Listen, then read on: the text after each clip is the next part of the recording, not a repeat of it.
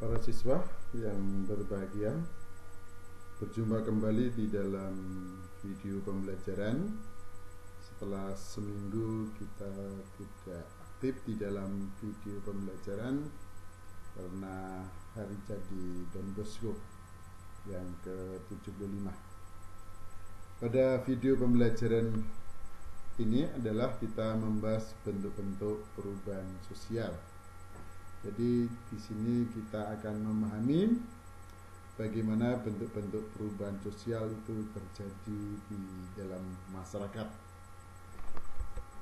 Yang pertama berdasarkan proses, yang kedua berdasarkan ukuran perubahan, yang ketiga berdasarkan sifat perubahan, yang keempat berdasarkan sisi kemajuan dan kemunduran arahnya, dan yang kelima berdasarkan kecepatan berlangsungnya. Kepada para siswa yang berbahagia, mari kita bahas satu persatu bagaimana bentuk perubahan berdasarkan proses, berdasarkan ukuran perubahan, berdasarkan sifat perubahan, berdasarkan sisi kemajuan dan kemunduran arahnya, dan terakhir berdasarkan kecepatan berlangsungnya. Yang pertama berdasarkan prosesnya. Jadi di dalam perubahan sosial, prosesnya itu ada dua. Ada perubahan yang prosesnya itu direncanakan atau dikehendaki. Ya, perubahan yang direncanakan atau dikehendaki di sini merupakan suatu bentuk perubahan yang disengaja, memiliki tujuan tertentu yang ingin dicapai. Ada perubahan akan mencapai tujuan atau target tertentu, ya. Kemudian yang kedua tidak direncanakan, ya. Jadi yang pertama tadi atau yang A tadi perubahan yang direncanakan, yang B perubahan yang tidak direncanakan. Berarti perubahan ini tidak dikehendaki. Ya, perubahan ini tidak dikehendaki ya oleh agen perubahan itu sendiri, bisa sekelompok orang atau bisa masyarakat itu sendiri. Perubahan yang tidak dikehendaki itu sebagai ekses atau sebagai dampak dari suatu perubahan itu, ya. Misalnya pembangunan jalan raya yang menghubungkan dari satu kota ke kota yang lain, di mana pembangunan jalan raya itu untuk melancarkan arus lalu lintas sehingga dalam kecepatan tertentu bisa dicapai, tidak ada satu hambatan atau kemacetan.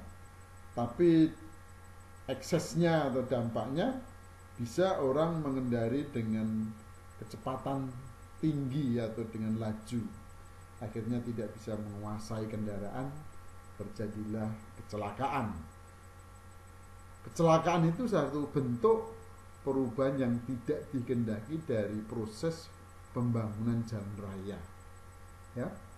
Begitu pula pembangunan di dalam bidang ekonomi, adanya suatu pembangunan pusat perbelanjaan, adanya sebuah mall atau hypermart, ya di satu sisi adalah memberikan kenyamanan para konsumen, ya, untuk berbelanja.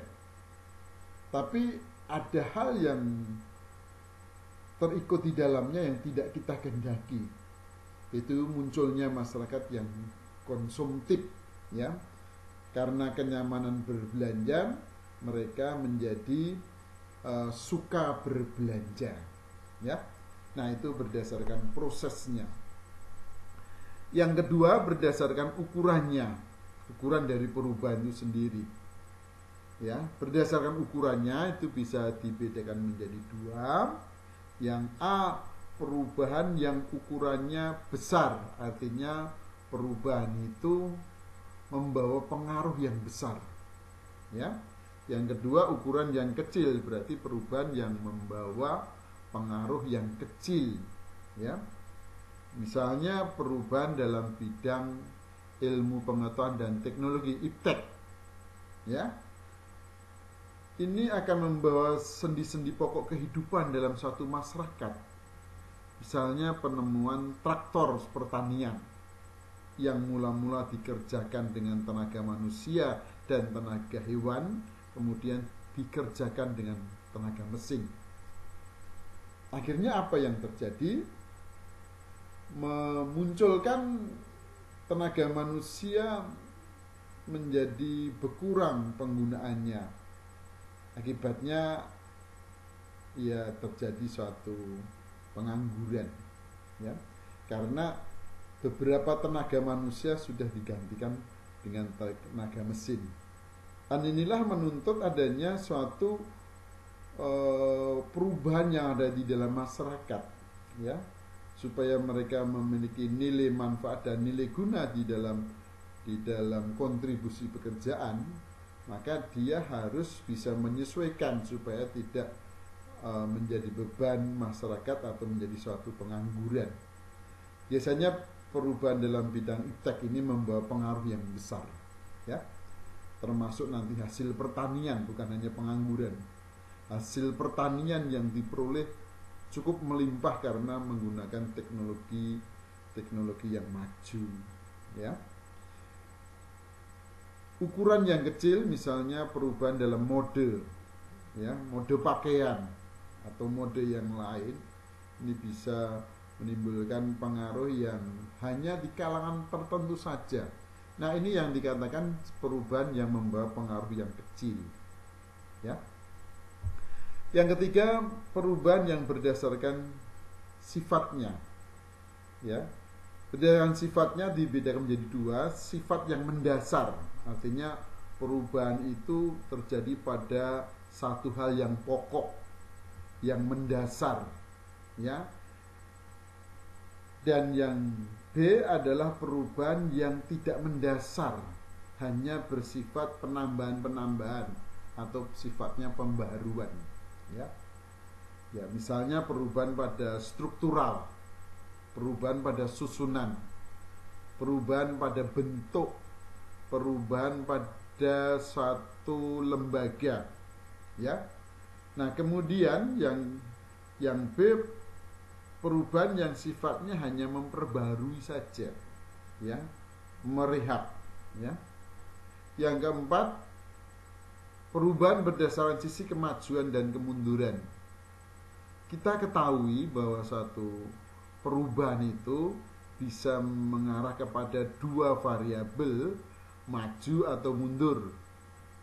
Perubahan yang membawa suatu kemajuan itu dinamakan sebagai suatu bentuk progres, ya, perubahan yang mengarah kepada suatu kemajuan, ya. Sedangkan perubahan sosial yang mengarah kepada suatu kemunduran sering dinamakan regres, ya.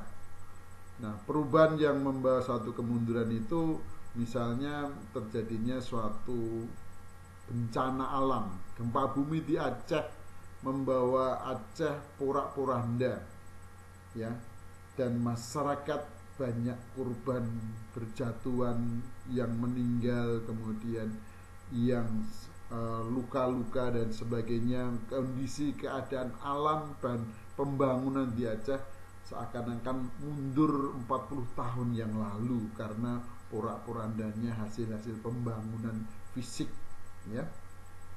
Begitu pula kemajuan yang mengarah yang mengarah kepada suatu progres atau kemajuan, ini bisa kita lihat, ya. Ya, misalnya alat telekomunikasi, bagaimana perkembangan komunikasi, ya, alat komunikasi, ya, perkembangan media sosial yang begitu pesat, ya. Tinggal kita bisa bijak menggunakan media sosial dengan baik. Kemudian yang terakhir, perubahan sosial berdasarkan kecepatan, ya. Perubahan sosial yang berlangsung secara cepat atau dinamakan sebagai bentuk perubahan sosial revolusi, ya. Perubahan sosial yang berlangsung secara cepat dan mengenai berbagai sendi-sendi kehidupan masyarakat, ya. Misalnya Misalnya terjadinya revolusi Perancis, ya, membawa perubahan yang mendasar dari bentuk, ya, bentuk masyarakat yang dikuasai oleh raja atau yang namanya monarki, kemudian kepada bentuk masyarakat yang ditata secara demokrasi, ya. Nah, belum lagi adanya revolusi industri, tatanan di dalam kegiatan manusia mengarah kepada industrialisasi, yang mula-mula bidang pertanian dikerjakan oleh yang mengandalkan tenaga hewan dan manusia, kemudian digantikan dengan tenaga mesin. Alat transportasi yang mula-mula menggunakan hewan seperti kuda, keledai, dan sapi, kemudian digantikan dengan tenaga mesin, kereta atau mobil, ya. Nah, inilah membawa suatu kemajuan bidang transportasi yang sampai sekarang masih terus berlangsung, ya. Nah, banyak perubahan-perubahan revolusi yang terjadi di masyarakat, ya, yang nanti bisa Anda identifikasi sendiri, ya. Kemudian yang kedua, yang berkaitan dengan berdasarkan berlangsungnya perubahan kecepatan dan lambat. Yang lambat dinamakan perubahan secara evolusi, perubahan yang berlangsung secara perlahan-lahan, itu bentuk perubahan evolusi, ya, bentuk perubahan evolusi, ya, perubahan yang terjadi secara perlahan-lahan. Misalnya evolusi manusia, ya, manusia primat, ya, ke Homo sapien itu memakan waktu tidak hanya puluhan tahun, ratusan tahun, ya, dan ribuan tahun, tapi puluhan ribu tahun mereka baru mengenal manusia Homo sapien, ya. Tidak usah jauh-jauh dari segi mata pencarian. Manusia purba yang sudah Homo sapien awalnya mendapatkan pekerjaan atau mata pencarian, ya, dalam memenuhi kebutuhan hidupnya. Mereka perlu makan, minum, dan istirahat. Pertama-tama mereka hanya bekerja atau bermata pencarian mengumpulkan makanan, jenis buah-buahan dan umbi-umbian, ya, jenis makanan umbi-umbian, buah-buahan. Mereka mengumpulkan makanan atau food and gathering inilah sebagai bentuk awal mata pencarian mereka. Kemudian dalam perkembangan pusat ataupun tempat buah-buahan dan umbi-umbian makin lama makin berkurang, mereka mengembangkan suatu bentuk mata pencarian, yaitu berburu, ya. Dari mata pencarian meramu ke berburu itu juga makan waktu puluhan tahun atau bahkan ratusan tahun, dan sampai akhirnya sampai sekarang di dalam masyarakat yang maju mengalami industrialisasi juga waktunya memakan waktu yang lama, ya. Nah, ini yang bentuk-bentuk perubahan yang saya sajikan. Untuk jelasnya Anda bisa mengamati, ada beberapa gambar yang Bapak akan sajikan. Dari gambar itu Anda bisa mengidentifikasi, ya, arah mana, arah bentuk perubahan apa yang akan terjadi.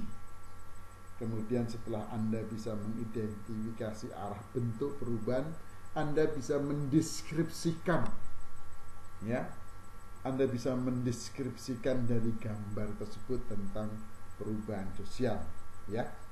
Baik, selamat untuk mencermati, ya, dan mengerjakan tugas tersebut dari 2 soal, mengidentifikasi dan mendeskripsi, ya. Terima kasih atas perhatiannya. Sampai berjumpa pada video pembelajaran berikutnya. Selamat bekerja.